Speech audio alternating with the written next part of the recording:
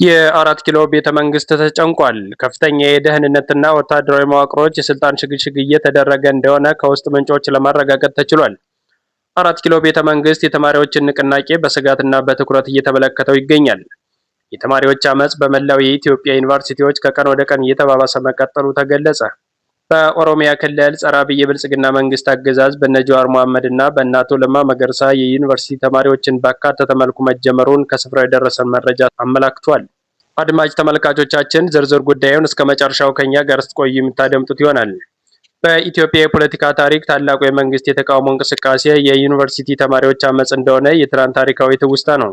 ከሁለት ቀናት በፊት የተጀመረው የትምህርት ስርዓትና የመንግስት አጠቃላይ የፖለቲካ ስርዓት ብልሽነትን አስመልክቶ የተማሪዎች የተቃውሞ ሰልፍ ዛሬም በተለያዩ የሀገሪቱ ዩኒቨርሲቲዎች ተጠናክሮ ቀጥሏል። በተለይም በደቡባዊ ኢትዮጵያ ባሉ ዩኒቨርሲቲዎች ማለትም በኦሮሚያና በደቡብ ክልል የተጀመረው የተቃውሞ ሰልፍ በአማራና ትግራይ ክልሎች ዛሬም ቀጥሎ መዋሉን ስማቸው እንዲጠቀስ ያልፈለጉ ተማሪዎች የድምፅና የቪዲዮ መረጃዎችን አድርሰውናል።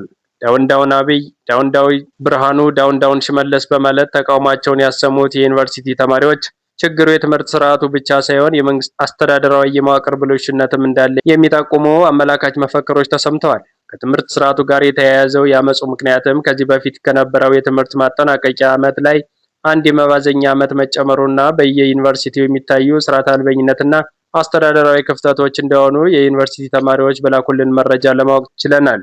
በጠቅላይ ሚኒስትሩ ዘንድ በአደባባይ ሲተች የሰማነው ፕሮፌሰር ብርሃኑ ነጋ በሚያወጣቸው አዳዲስ ካሪክለሞች የተማረረው የዩኒቨርሲቲ ተማሪ ዳውን ዳውን ብርሃኑ ነጋ፣ ዳውን ዳውን አብይ በማለት የአብይን አስተዳደርና የብርሃኑን ተቃውሞ በምሬት እያሰማ ይገኛል። በተለያዩ የሀገሪቱ ቁልፍ የመንግስት ተቋማት ሲታይ የነበረው የተቃውሞ ሰልፍ አድማሱን በማስፋት ወደ ህዝባዊ እምቢተኝነት ሊለወጥ እንደሚችል ማሳያዎች እየተበራከቱ መምጣታቸውን አንድ ስማቸው እንዲጠቀስ ያልፈለጉ የአዲስ አበባ ዩኒቨርሲቲ የማህበራዊ ጉዳዮች ጥናት ከፍተኛ ተመራማሪ ለአንድ ዓለም አቀፋዊ ሚዲያ መረጃ ሰጥተዋል። በመምህራንና ጤና ተቋማት ሰራተኞች የስራ ማቆም አድማ የተጀመረው እምቢተኝነት አድማሱን በማስፋት ህዝባዊ አመፁ ወደ አደባባይ ሊወጣ እንደሚችል በመረጃቸው አጋርተውናል። የጤና ተቋማት ለሁለተኛ ጊዜ የሚያደርጉት ሀገር አቀፍ የስራ ማቆም አድማ አዲሱን ዓመት አስመልክቶ በሚጀመረው የትምህርት ወቅት ይካሄዳል የተባለው የመምህራን ተቃውሞ በነዳጅ ምክንያት ከፍተኛ ችግር ውስጥ የገቡት የታክሲና የጭነት አሽከርካሪዎችና ባለሀብቶች እየተነጋገሩበት ያለው የስራ ማቆም አድማ አርሶ አደሩ ታይቶ በማይታወቅ መልኩ የማዳበሪያ ዋጋ መናርን ተከትሎ እየተፈጠረ ያለውን የህልውና አደጋ የፈጠረው ቁጣ በአጠቃላይ በሸቀጦች ላይ ያለው የዋጋ ማሻቀብ ህዝቡ መሸከም ከሚችለው በላይ መሆኑና አገዛዙ ባመጣው የሰላም እጦት ህዝባዊ እምቢተኝነቱ በቅርብ በአደባባይ ሊገነፍል እንደሚችል ከፍተኛ ተመራማሪው አሳስበዋል።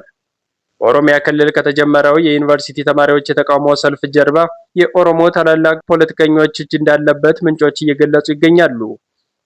በሶስቱ የኦሮሞ ፖለቲከኞች ጸረ አብይ እንቅስቃሴ እንደተጀመረ ስጋት የገባው አብይ አህመድ የደህንነትና ወታደራዊ መዋቅሩ ሙሉ በሙሉ ለመቀየር ዝግጅት ላይ መሆኑ እየተገለጸ ይገኛል።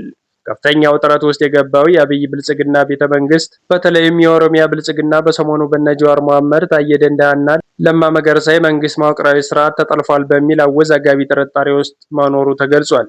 ጀዋር መሐመድ በሰሞኑ የአብይ አህመድን አገዛዝ ለማስወገድ እንደሚታገል በይፋ መግለጹን ተከትሎ የኦሮሚያ ብልጽግና መረጋጋት እንዳጣና አብይ አህመድ የደህንነትና ወታደራዊ መዋቅሮቹን በመለወጥ ከኦሮሞ ኃይሎች የሚመጣበትን የስልጣን ህልውና አደጋ ለመመከት አዲስ ሪፎርም ለመስራት እንዳቀደ ለማወቅ ተችሏል። ለዚህም የአማራ ብልጽግና አመራሮችና የአማራ ደህንነትና ወታደራዊ አዛዦችን ወደፊት በማምጣት ቁልፍ የደህንነትና ወታደራዊ ቦታዎች ሊመድባቸው እንደሚችል ተጠቁሟል። በአሁኑ ሰዓት በአብይ አህመድ ዘንድ ከፍተኛ አመኔታ ያገኙት ጀነራል ብርሃኑ በቀለ፣ ሜጀር ጀነራል ሹማ አብደታና ሌተናል ጀነራል ሰለሞን ይተፋ ወደፊት እንዲመጡ በማድረግ የጠቅላዩን ወታደራዊ መዋቅር በበላይነት እንዲመሩት መታቀዱ የተገለጸ ሲሆን ከአማራ ክልል ደግሞ ሜጀር ጀነራል ሙሉ ዓለም አድማሱን ጨምሮ ሌሎች ታማኝ ከፍተኛ የጦር ጀነራሎች ወሳኝና ቁልፍ ቦታ ሊሰጣቸው እንደሚችል ተገልጿል።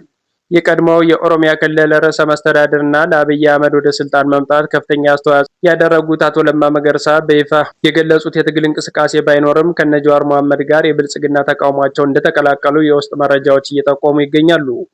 ይህን አስመልክቶም ይመስላል አብይ አህመድ የደህንነትና ወታደራዊ መዋቅራቸውን በስጋት እንዲመለከቱት ያደረጋቸው።